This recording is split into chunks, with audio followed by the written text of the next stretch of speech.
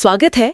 आज हम John L person की किताब candlestick and pivot point trading triggers से जुड़े कुछ स्रोतों पर गहराई से बात करेंगे। हाँ, ये किताब बताती है कि कैसे स्टॉक फॉरेक्स फ्यूचर्स मार्केट में ट्रेडिंग के लिए दो जाने मानी टेक्निक्स कैंडलस्टिक पैटर्न और पिवट पॉइंट एनालिसिस इनको एक साथ यूज किया जा सकता है। बिल्कुल, और हमारा मकसद यही समझना है कि ये दोनों मिलकर ट्रेडर्स को बाजार में बेहतर मौके पहचानने और शायद बेहतर फैसले लेने में कैसे मदद कर सकती हैं। तो चलिए देखते हैं इसे। हाँ, इन स्रोतों का जो निचोड़ है वो यही है कि अकेले अकेले देखने के बजाय जब इन दोनों को मिलाते हैं तो बाजार का जो शोर है वो थोड़ा कम होता है और जो संभावित टर्निंग पॉइंट्स हैं वो ज्यादा क्लियर दिख सकते हैं। सही। ये सिर्फ ये नहीं बताता कि कीमत कहाँ जा रही है, बल्कि शायद ये भी कि कहाँ रुक सकती है या पलट सकती है। एग्जैक्टली, कहाँ रुक सकती है, पलट सकती है, वो महत्वपूर्ण लेवल्स कहाँ है। अच्छा, तो शुरुआत कैंडलस्टिक से करते हैं। ये जो चार्ट पर छोटी मोमबत्तियां दिखती हैं, ये क्या बताती हैं हमें? हाँ, तो हर कैंडल वो एक तय समय की कहानी है, जैसे एक दिन की या एक घंटे की। 4 चीजें बताती है: ओपन, हाई, लो और क्लोज। मतलब बाजार खुला कहाँ, सबसे ऊपर कहाँ तक गया, सबसे नीचे कहाँ तक और बंद कहाँ हुआ। और इसमें क्लोज प्राइस सबसे अहम होता है ना? हाँ, क्लोज बहुत अहम है क्योंकि वो उस पीरियड के लिए खरीदारों और बेचने वालों के बीच की फाइनल सहमति दिखाता है। और कैंडल की जो बॉडी होती है, असली हिस्सा, वो ओपन और क्लोज के बीच का फर्क दिखाती है।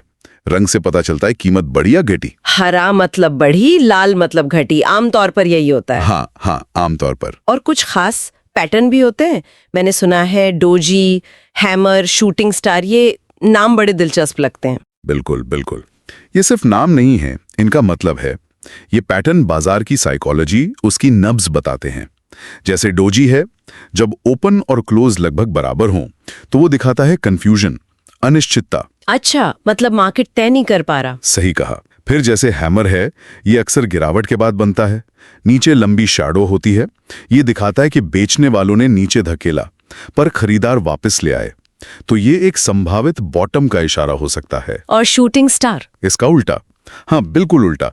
बढ़त के बाद बनता है, ऊपर लंबी शैडो, मतलब खरीदार ऊपर ले गए पर बेचने वाले हावी हो गए। ये एक संभावित टॉप का संकेत हो सकता है। स्रोत बताते हैं कि पर्सन के लिए ये सिर्फ आकार नहीं, ये महत्वपूर्ण लेवल्स पर भावना के सबूत हैं। आंकड़े भी कुछ कहते हैं इनके बारे में? हाँ, स्रोत ये भी बताते हैं कि आंकड़ों के हिसाब से भी डोजी और हैमर अक्सर दिन के निचले स्तरों के पास बनते हैं और शूटिंग स्टार ऊपरी स्तरों के पास। ठीक है, तो कैंडलस्टिक हमें बताते हैं कि क्या हो रहा है या भावना क्या है, लेकिन आपने कहा कि कहाँ हो रहा है ये भी उतना ही जरूरी है। तो यहाँ पिवट पॉइंट्स आते हैं। बिल्कुल, पिवट पॉइंट्स ये एक तरह से आगे देखने वाले इंडिकेटर हैं। ये पिछले ट्रेडिंग सेशन, मतलब पिछले दिन या हफ्ते या महीने के हाई, लो और क्लोज प्राइस से गणितीय रूप से कैलकुलेट होते हैं। अच्छा, गणितीय मतलब इसमें कोई व्यक्तिपरक राय नहीं होती? नहीं, बिल्कुल नहीं। ये पूरी तरह ऑब्जेक्टिव है। एक मेन पिवट पॉइंट होता है और फिर उससे ऊपर resistance levels R1, R2, R3 और नीचे support levels S1, S2, S3 होते हैं। ये वो संभावित जगह हैं जहां अगले सेशन में कीमत को रुकावट मिल सकती है या सहारा। वाओ, मतलब ये तो पहले से ही संभावित लेवल बता देते हैं। ये तो ट्रेडर्स के लिए, खासकर प्लानिंग के लिए बहुत काम का हो सकता है। हाँ, ये इनकी खासियत है। और एक और दिलचस्प बात है, कॉन्फ्लुएंस। जब अलग अलग टाइम फ्रेम के पिवट पॉइंट्स, मान लो डेली और वीकली, एक ही लेवल पर आ जाए। अच्छा, कॉन्फ्लुएंस मतलब संगम। हाँ, संगम। तो वो लेवल और भी ज्यादा महत्वपूर्ण हो जाता है। पर्सन इस पर बहुत जोर देते हैं क्योंकि इसका मतलब है कि शॉर्ट टर्म और लॉन्ग टर्म दोनों तरह के ट्रेडर्स उस लेवल पर ध्यान दे रहे हैं। समझ गई। तो अब हमारे पास 2 चीजें हैं, कैंडलस्टिक पैटर्न जो भावना बताते हैं और पिवट पॉइंट्स जो महत्वपूर्ण स्तर बताते हैं। अब पर्सन इन दोनों को मिलाते कैसे हैं? असली मैजिक कहाँ है? असली मैजिक, हाँ, वो इनके मेल में है। पर्सन का तरीका यह है कि पहले पिवट पॉइंट से वो संभावित सपोर्ट या रेजिस्टेंस लेवल पहचानते हैं। ठीक है। फिर वो इंतजार करते हैं कि कीमत उस लेवल तक पहुंचे और जब कीमत वहां पहुंचती है तब वो देखते हैं कि क्या कोई खास कैंडलस्टिक पैटर्न बन रहा है जो बाजार के पलटने का संकेत दे रहा हो। अच्छा, कंफर्मेशन का इंतजार। Exactly, confirmation. जैसे मान लीजिए कीमत S1 सपोर्ट पर आई, अब वहां अगर हाई क्लोज डोजी बनता है, मतलब एक डोजी जिसका क्लोज उसकी रेंज के ऊपरी हिस्से में हो, तो ये पर्सन के लिए खरीदने का एक ट्रिगर हो सकता है। तो ये सिर्फ डोजी नहीं बल्कि हाई क्लोज डोजी है सपोर्ट पर। हाँ, ये दिखाता है कि उस सपोर्ट लेवल पर कंफ्यूजन तो था, लेकिन अंत में खरीदार हावी रहे। ये एक मजबूत संकेत है।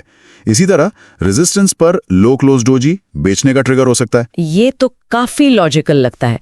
लेवल और कंफर्मेशन दोनों साथ में। बिल्कुल। और किताब में सिर्फ इन टेक्निक्स की ही बात है या ट्रेडिंग के माइंडसेट, साइकोलॉजी पर भी बात हुई है?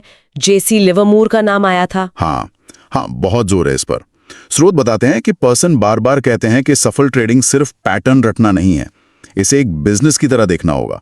अनुशासन चाहिए, नियम फॉलो करने होंगे और सबसे जरूरी भावनाओं पर काबू रखना होगा। वो डर और लालच। वही जेसी लिवरमूर के सिद्धांत, timing, risk management, emotional control, ये आज भी उतने ही जरूरी हैं। जैसे पिवट पर कंफर्मेशन का इंतजार करना, ये टाइमिंग का हिस्सा है। स्टॉप लॉस लगाना रिस्क मैनेजमेंट है। और ये सुनने में कितना आसान लगता है, घाटे को जल्दी काटो, मुनाफे को चलने दो। हाँ, सुनने में आसान है, पर असल ट्रेडिंग में करना बहुत मुश्किल। जब अपना पैसा लगा होता है तो भावनाएं हावी हो जाती हैं। इसी पर काबू पाना असली खेल है। और ये तरीके किन किन बाजारों में काम करते हैं? सिर्फ स्टॉक्स में? नहीं। स्रोत बताते हैं कि ये सिद्धांत काफी वर्सेटाइल हैं। स्टॉक्स, ईटीएफ्स, फ्यूचर्स, फॉरेक्स सब पर लागू होते हैं, क्योंकि ये आधारित हैं प्राइस मूवमेंट और गणितीय लेवल्स पर, जो हर लिक्विड मार्केट में मिलते हैं। तो अगर हम इन स्रोतों का सार निकालें तो जॉन पर्सन की किताब से मुख्य बात ये निकलती है कि कैंडलस्टिक पैटर्न और पिवट पॉइंट का कॉम्बिनेशन ट्रेडर्स को एक शक्तिशाली फ्रेमवर्क देता है। हाँ, एक फ्रेमवर्क जिससे वो महत्वपूर्ण मूल्य स्तर पहचान सकें और फिर कंफर्मेशन के साथ ट्रेड में एंट्री करें। एक व्यवस्थित तरीका है ये सिर्फ चार्ट देखने से कहीं ज्यादा है। बिल्कुल। और ये सिर्फ तकनीक नहीं, बल्कि नियम आधारित ट्रेडिंग, इमोशनल डिसिप्लिन और रिस्क मैनेजमेंट के महत्व को भी दिखाता है।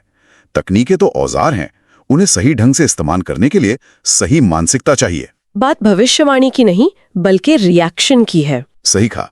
बाजार जो संकेत दे रहा है उस पर सही तरीके से नियमों के साथ रिएक्ट करने की बात है। और अंत में सोचने के लिए एक विचार छोड़ते हैं।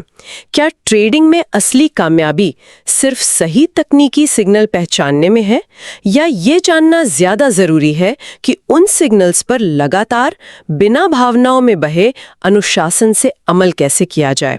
ये वाकई सोचने वाली बात है।